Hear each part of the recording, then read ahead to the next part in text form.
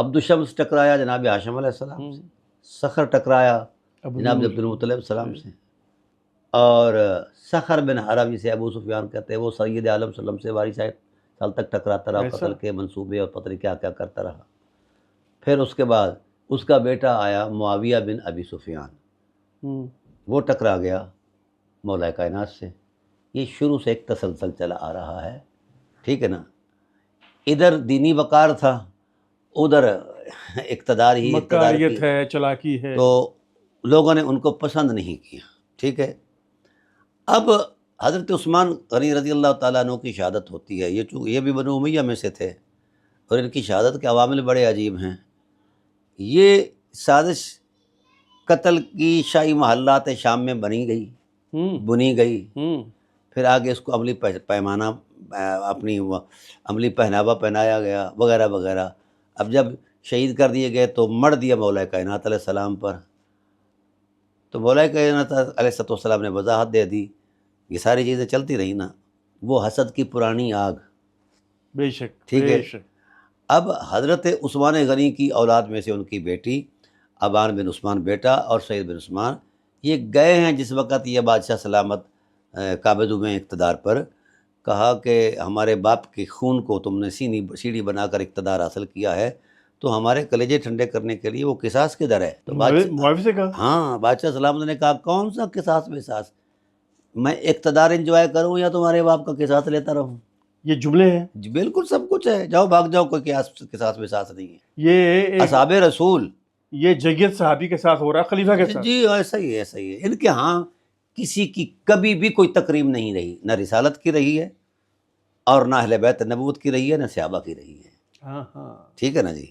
اب ہوا یہ کہ کتنی قدریں انہوں نے ان سے پامال ہو سکتی تھیں، اس لیے رسالت پناہ عالم صلی اللہ علیہ وسلم نے ان کے نظام حکومت کو ملک عزوز کہا ہے، کاٹ کھانے والی حکومت۔ اور انہوں نے کتنے اصحاب کاٹ کھائے ہیں، یہ آپ بتائیے پلیز۔ اللہ اکبر، 20,000 صحابہ تو صرف صفین میں قتل کیے ہیں۔ اللہ،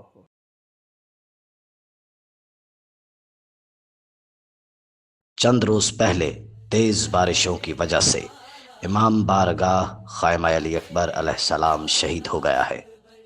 اب ہم اسی مقام پر نئے ڈیزائن کے ساتھ خیمہ علی اکبر تعمیر کرنے جا رہے ہیں۔ عاشقان علی اکبر ابن الحسین علیہ السلام سے التماس ہے کہ تعمیر خیمہ علی اکبر میں بڑھ چڑھ کر حصہ لیں۔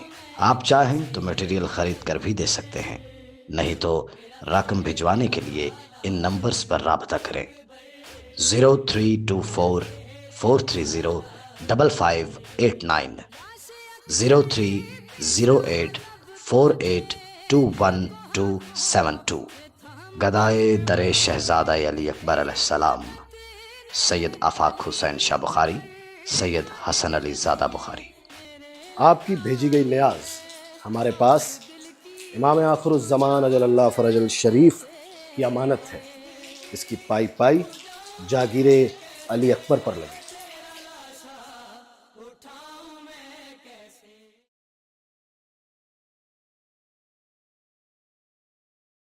ٹھیک ہے، ان میں سے 800 صحابہ بیت الرضوان والے تھے جن کی حرمت میں قرآن کی کئی آیات آئی ہیں۔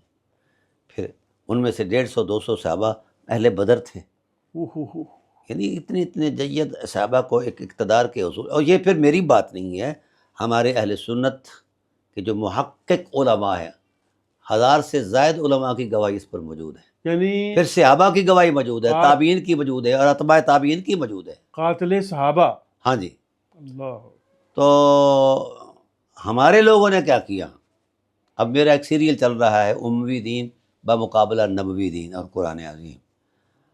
یار لوگوں نے جس وقت دیکھا کہ اب خرید فروخت شروع ہو گئی ہے تو اپنے آپ کو بیچا، تو یہ جو ملا ازم بکاؤ مال ہوتا ہے نا، ہر دور میں بکاؤ مال ہوتا ہے اور ہر طبقے میں ہوتا ہے،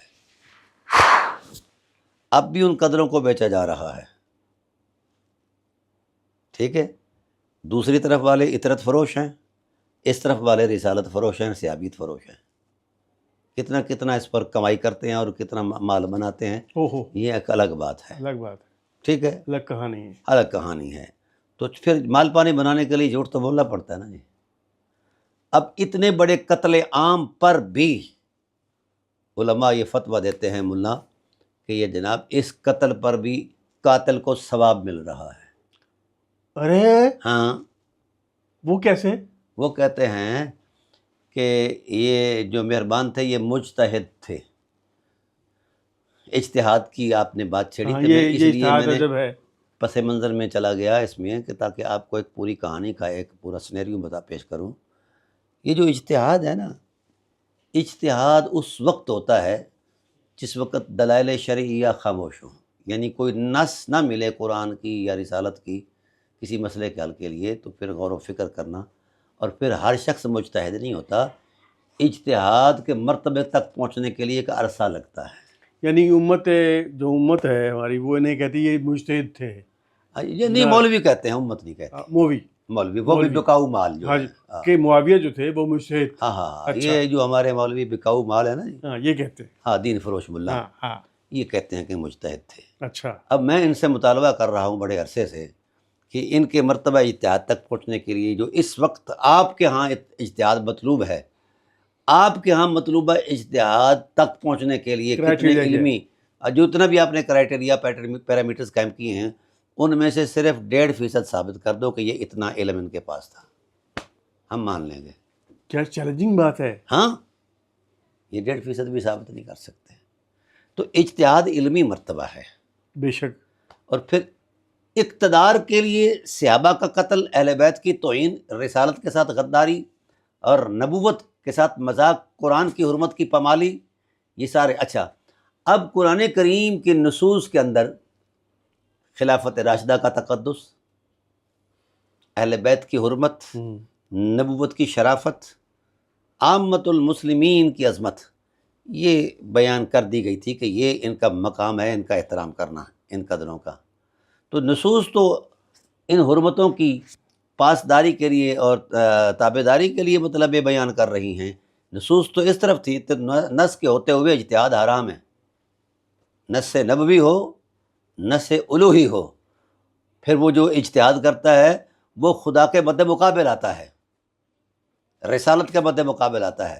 تو یہ جتنا بھی عالم اسلام کا، جس طرح غالب نے کہا تھا کہ دشمن دین والا، تو یہ کیا قرآن کے مد مقابل کھڑے ہونا یہ دین ہے؟ رسول کے مد مقابل کھڑے ہونا یہ دین ہے؟ اہل بیت کی اہانت یہ دین ہے؟ صحابہ کا قتل یہ دین ہے؟ تو بھائی جب یہ دین ہے تو پھر کیا ضرورت تھی وحی الہی کی کہ وہ انسانی قدروں کی حرمت کو بیان کرے اور اس کی حفاظت کے لیے قانون اور ضابطے بیان کرے؟ ٹھیک تو ہے، یہ خطا نہیں ہے، یہ تو گناہ کبیرہ ہے۔ یہ خطا، چونکہ ملا ہے نا، ملا کبھی بھی دین سے متعلق نہیں رہا، ہمیشہ دین کا غدار رہا ہے، اور اس نے ہمیشہ رہنا ہے۔ رسالت پناہ عالم صلی اللہ علیہ وآلہ وسلم نے خود نبوت کی زبان سے نشاندہی کی ہے۔ آپ سے پوچھا گیا یا رسول اللہ ما شر، یا رسول اللہ شر کیا ہے؟ تو آپ صلی اللہ علیہ وسلم نے ارشاد فرمایا ان اشر الشر العلماء، کائنات میں ابلیس سے بھی بڑا اگر کوئی شر ہے تو وہ ملا ہے، اللہ اکبر۔ کیونکہ یہ یہودیوں کی طرح حلال کو حرام اور حرام کو حلال۔ اچھا قبلہ، وہ اجتہادی غلطی رہ گئی۔ میں ادھر آ رہا ہوں نا، جی بسم اللہ۔ یہ انہی ملاؤں کا گڑا ہوا تصور دین ہے۔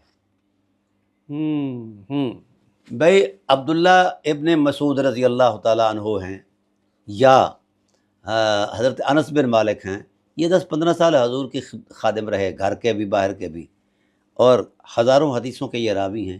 ان کو تو مجتہد کوئی نہیں کہتا، جو 15-20 دن رہا ہے صحبت رسول میں، اور وہ بھی نافرمانیوں کی صورت میں۔ حضور بلاتے بھی آؤ تمہیں کچھ دوں تو یہ روٹی کھاتے رہتے، ٹھیک ہے نا؟